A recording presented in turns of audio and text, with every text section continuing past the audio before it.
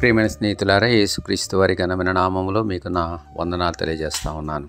యేసుక్రీస్తు వారు ఈ లోకానికి కృపా సత్య సంపూర్ణుడిగా వచ్చాడు అని యోహాను సువార్త 1వ అధ్యాయము 14వ వచనం చెబుతుంది. కృప అనగా గ్రేస్ అన్నమాట, మర్సీ అన్నమాట, ఇవి ఇంటర్చేంజబుల్గా వాడినట్టుగా మనము గమనించగలం.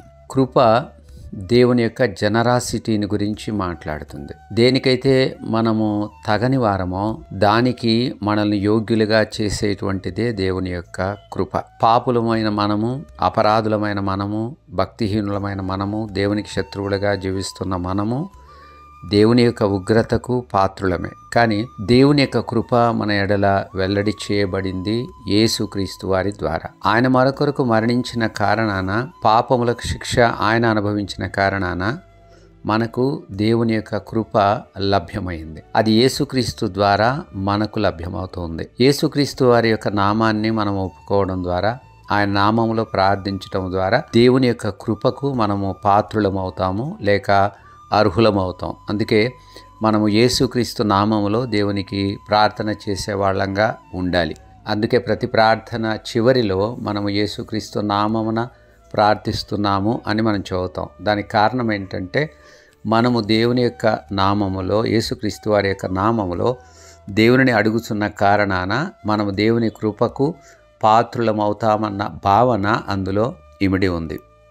కృప అనేది మన జీవితాన్ని సులభతరం చేస్తుంది, మన ప్రయాసను తగ్గిస్తుంది, మన ఆయాసాన్ని తగ్గిస్తుంది, మన యొక్క జీవితంలో మనం వెళ్తున్న కష్ట మార్గంలో విశ్రాంతినిస్తుంది, వెసులుబాటునిస్తుంది, కొంత ఉపశమనాన్ని మనకు కలిగిస్తుంది. ఒక జిడ్డు పట్టిన, లేకపోతే రస్ట్ చేయబడినటువంటి ఒక సైకిల్ చైన్ని ఊహించుకోండి.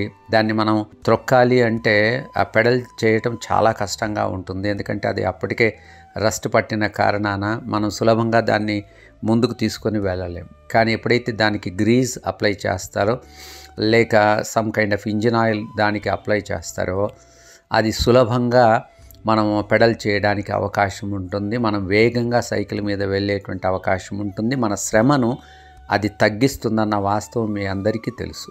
దేవుని యొక్క కృప అలాగే మన యొక్క జీవితంలో ఉంటుంది. మన ప్రతి పరిస్థితిలో కూడా మనకు ఉపశమనాన్ని కలిగించి విశ్రాంతిని కలిగించేదే దేవుని కృప. అలాంటి దేవుని కృప ఈ దినాన మీకు సమృద్ధిగా తోడై ఉండును గాక.